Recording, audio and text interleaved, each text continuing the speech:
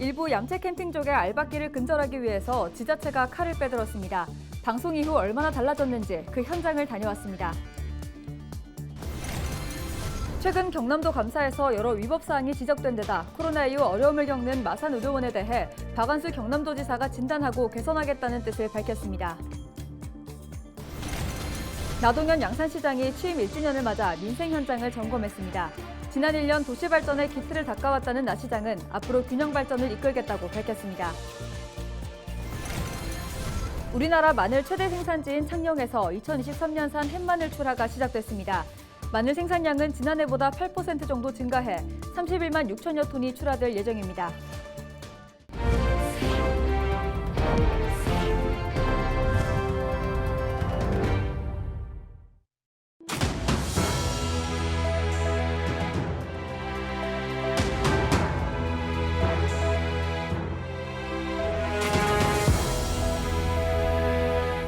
시청자 여러분 안녕하십니까? 헬로티비 경남뉴스입니다.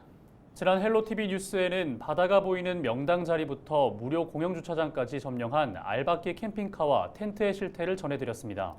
이를 계기로 지자체들도 야영 금지구역 지정 등 일부 얌체 캠핑족에 대해 칼을 빼들었습니다. 방송 이후 현장은 얼마나 달라졌을까요? 표영민 기자가 보도합니다.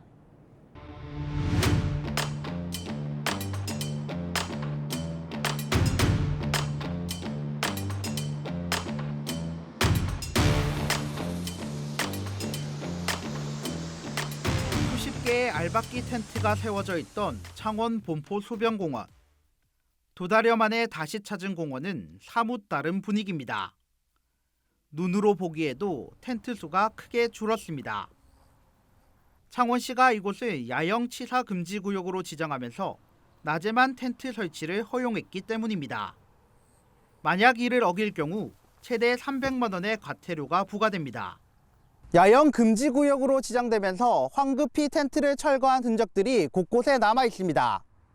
이처럼 알박기 텐트가 줄어들자 주변 환경도 개선됐습니다. 술이 못 나오고 있잖아요, 그죠? 네. 장막들이 괜찮은데 많이 좋아요, 지금. 전에는 쓰레기도 많이 안 나옵니다. 캠핑카들이 주차 공간을 차지했던 창원 스포츠파크. 여전히 캠핑카와 카라반이 주차돼 있지만 이 모습은 점차 사라질 전망입니다. 창원 스포츠파크 관리소가 차체가 큰 캠핑카 등의 진입을 막기 위한 말뚝을 입구 등 13곳에 설치한 겁니다. 또 차량 통과 높이 제한 시설도 추가로 설치할 예정입니다. 지금 7월 중에 추진해가지고 아마 8월 달쯤에는 설치가 될 걸로 지금 일단은 예상을 잡고 있습니다, 저희가. 반면 창원 3기 해안도로는 방송 이후 알박기가 더 성행하고 있습니다. 도로 옆 주차구역은 사람이 타고 있지 않은 캠핑카와 카라반이 빼곡히 세워져 있습니다. 지자체가 계도에 나서고 있지만 좀처럼 근절되지 않고 있습니다. 인근 주민들은 불법이 아니라는 언론 보도가 나오면서 더 많은 캠핑카가 몰려들고 있다고 말합니다. 많이 넣은 게 아니고요. 늘어도 너무 많이 늘고요. 장기 숙박자가 많습니다, 여기에. 그리고 뭐 하루에 또는 이게 나가야 다른 사람이 또 도로고 나가고 해야 되는데 장애도 대놓고 집에서 출퇴근하듯이 하니까 이게 문제되는 거죠. 최근 해수욕장법 시행령 개정으로 지자체가 해수욕장 내 알박기 텐트를 철거할 수 있는 법적 근거가 마련됐습니다. 하지만 유원지와 공원 등은 아직 적용 대상이 아닌 만큼 올바른 캠핑 문화 조성을 위한 노력도 필요합니다. 헬로티비 뉴스 표영민입니다.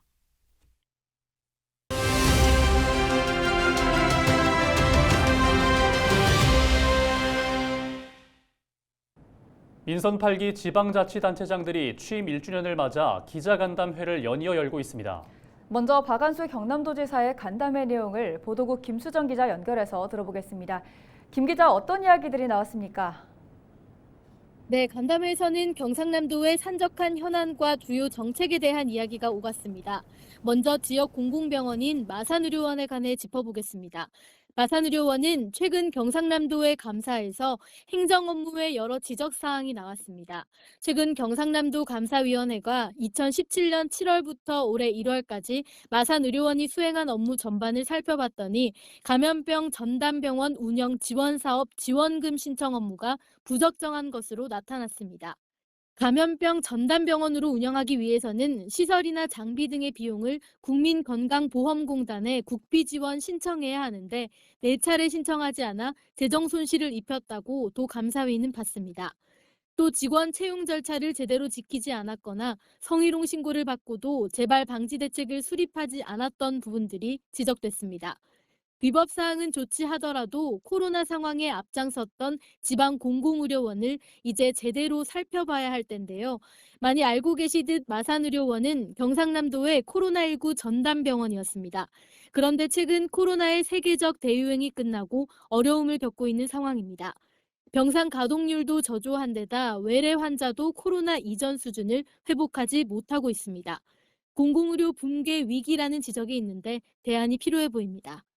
마산의료원에 대해서는 한번 경영 성과를 진단 한번 해보고 도가 보완하거나 개선해야 될 부분이 있다고 하면 다시 한번 진단을 해보고 결과를 판단해보도록 그렇게 하겠다는 말씀을 드리고. 네, 다음으로 현재 김해 지역 최대 현안인 NHN 데이터 센터 문제도 언급됐다고요. 네, 김해에 들어설 예정이던 NHN 데이터 센터가 좌초 위기에 놓였다는 소식 전해드렸었는데요. 지난 2020년 6월 경남도와 김해시, NHN, HDC 현대산업개발은 협약을 맺고 데이터 센터 건립을 약속했습니다. 하지만 인건비와 자재비 상승 등 건설 경기가 나빠져 두 기업이 최근 사업을 중단하겠다는 뜻을 밝혀온 것으로 알려졌습니다. 이에 대해 3년간의 행정력 낭비뿐 아니라 특히 김해 시민들의 실망감이 큰 상황입니다. 경상남도는 아직 사업 무산이 확정된 것은 아니라고 답했습니다. 회의를 했습니다. 조정 회의를 한 23차례 이상을 했는데 그래서 제가 다음 주 정도에 다시 한 번 더 또 NHN하고 현대상선을 한번 만날 예정입니다. 그래서 좀 더 원만한 해결책을 찾을 수 있도록 끝까지 최선의 노력을 다할 예정입니다. 네, 마지막으로 기자간담회에서는 또 어떤 내용이 언급됐죠? 네, 경남과 부산의 행정통합과 관련한 여론조사 결과가 오는 12일 부울경 정책협의회 이후 발표될 예정입니다. 이 여론조사 결과에 따라 경상남도는 추진 방향에 대해 설명할 예정입니다. 또 박완수 지사는 계류 중인 우주항공청 특별법에 대해서 우주항공청의 올해 개청을 위해 이달 계속해서 과학기술정보방송통신위원회 위원을 중심으로 설득하겠다고 답했습니다.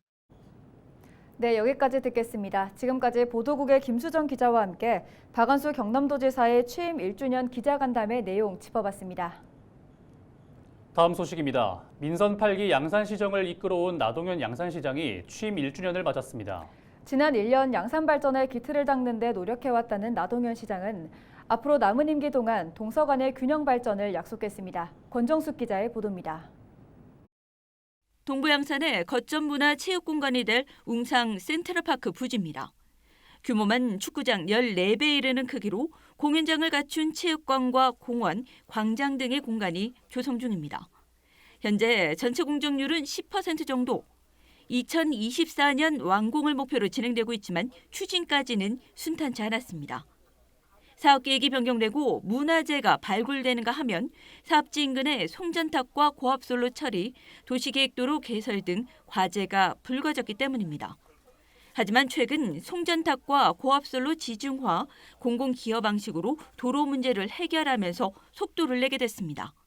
웅상의 근접이기도 하거니와 우리 양산에서 명물 파크가 되게 될 것입니다. 모든 것이 중앙에 집중되는 그런 곳입니다. 그래서 우리 주민들이 어느 것보다 제일 접근하기가 좋고 또 그러한 어떤 거점으로서 만들어가게 되는 공원이 될 것입니다. 취임 후 맞은 첫 1년, 나동현 양산시장은 현장을 찾았습니다. 낙동강 시대 개막을 알리고 웅상, 회화강, 르네상스 시대 등 굵직한 사업을 추진해온 1년. 나 시장은 지난 1년은 양산의 도시 발전을 위해 구상하고 기틀을 닦아온 시간이었다며 앞으로는 성장과 균형 발전을 위한 도약이 시작될 것이라고 밝혔습니다. 이를 통해 동부와 서부 양산 간 균형 발전과 미래 먹거리, 도시 기본계획 등이 차질 없이 추진됩니다. 1년 동안 있어왔던 부분에 대해서 체크도 하고 또 현장을 돌아보면서 앞으로 가야 될 방향을 한 번 더 의지를 이래 다지고 예산 확보하는 여러 가지 방법이라든지 이런 것들도 함께 논의하고 하는 이런 자리를 오늘 또 이렇게 만들었습니다. 취임 1년을 현장에서 맞은 나 시장은 앞으로도 균형 발전과 동반 성장을 위한 민생 행보를 멈추지 않겠다고 약속했습니다. 헬로티비 뉴스 권정숙입니다.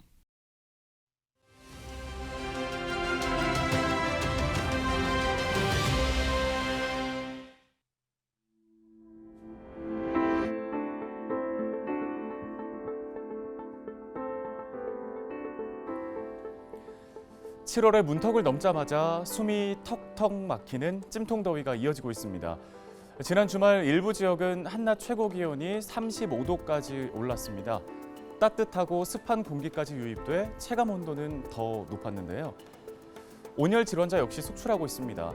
7월 1일 하루 만에 26명의 온열 질환자가 나와 올해 가장 많은 수를 기록했는데요.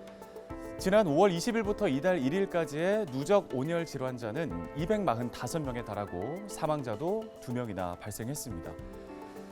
건설 현장 같은 실외 작업장 그리고 논밭에서 일할 때 특히나 주의가 필요합니다. 폭염이 예보되면 낮 시간대 야외 활동을 삼가고 뜨거운 햇볕에 노출되지 않아야 하고요. 만약 바깥 활동을 해야 한다면 그늘에서 충분한 휴식을 취하고 물도 자주 마시는 게 중요합니다. 주변에 열사병 증상을 보이는 사람이 있다면 서늘한 곳으로 바로 이동시켜서 젖은 수건 등으로 체온을 낮춰주고 물을 마시게 하는 등 빠른 응급 조치가 필요합니다. 이 폭염의 기세는 잠시 꺾일 전망인데요. 화요일부터 남부지방은 장맛비가 다시 시작되고 오후부터는 전국으로 장맛비가 확대될 것으로 보입니다. 하지만 또 수요일 오후부터는 다시 기온이 상승해 무더위가 이어지겠는데요. 장마철 오락가락하는 날씨에 폭염까지 시설물과 안전 그리고 건강관리 잘 하셔야겠습니다. 데일리 브리핑이었습니다.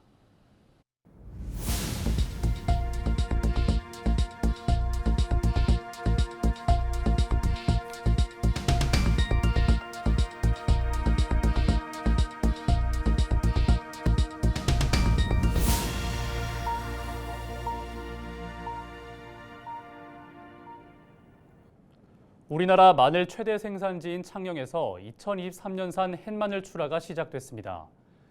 창녕, 우포, 이방, 남지, 영산농협 등 창녕군 5개 농협은 지난 1일 각 농협 공판장에서 일제히 마늘 초매식을 진행했습니다. 올해는 지난해보다 작황이 좋아 1kg당 3,500원 선으로 가격이 측정될 것으로 예상되며 경매는 8월 말까지 이어집니다. 마늘 생산량은 지난해보다 8% 정도 증가해 31만 6천여 톤이 출하될 예정입니다. 의령경찰서가 패딩 점퍼 무료 배부 사건과 관련해 주거 침입 혐의로 고발된 기자 4명에 대해 불송치 결정을 내렸습니다. 당시 패딩 점퍼 사건과 관련해 취재하는 과정에서 A 기자가 B 의원실을 방문해 의자에 걸려있던 패딩을 카메라로 찍어 보도했습니다. 이에 대해 김규찬 의장은 기자 4명을 주거 침입 혐의로 경찰에 고발했습니다. 경찰은 김 의장이 기자 4명을 고발한 뒤 취하했으나 반의사 불법죄에 해당하지 않는다며 조사를 이어간 결과 불송치 결정을 내렸습니다. 패딩 점퍼 무료 배부 사건은 지난해 11월 김창호 군의원이 동료 의원과 직원들에게 500만 원 상당의 패딩 점퍼를 전달한 혐의로 재판이 진행 중입니다. 공직선거법 위반 혐의로 기소된 박종우 거제시장의 첫 재판이 오는 6일 창원지방법원 통영지원에서 열립니다. 박 시장은 지난해 6월 지방선거를 앞두고 측근 A씨를 통해 입당 원서 모집과 SNS 홍보 등에 대한 대가로 1,300만 원을 서일준 국회의원실 직원 B씨에게 건넨 혐의를 받고 있습니다. 공직선거법상 선출직 당선인은 100만 원 이상의 벌금형 또는 징역형이 최종 확정되면 당선이 무효가 됩니다. 한편 이번 재판은 거제시 선거관리위원회가 지난해 12월 고등법원에 재정 신청을 하면서 법원이 이에 대해 인용 결정을 내려 열리게 됐습니다. 창원시가 5년 만에 하수도 요금을 인상합니다. 인상 시기는 오는 11월부터며 수도 사용량에 따라 3단계로 요금이 다르게 부과되는 누진제는 폐지됩니다. 창원시는 4년간 매년 12%에서 13%씩 단계적으로 인상한다는 계획입니다. 요금이 인상되면 가정용 기준으로 1세제곱미터당 520원이 적용되며 2026년 7월부터는 1세제곱미터당 740원이 적용될 예정입니다. 창원시는 하수도 사용조례 개정안에 대해 7월 시의회 의결을 거쳐 시행할 계획입니다.